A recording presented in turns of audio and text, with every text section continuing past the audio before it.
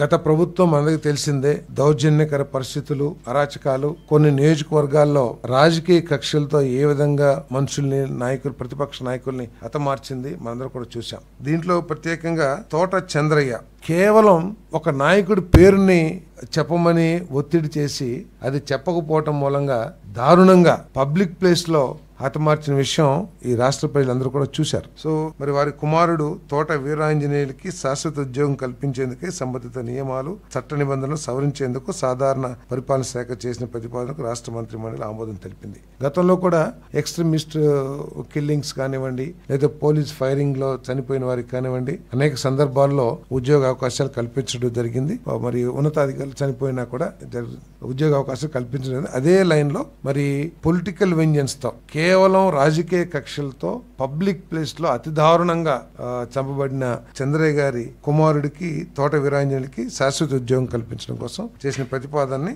మంత్రి మండలి ఆమోదించిందని చెప్పేసి మనం చేస్తాం.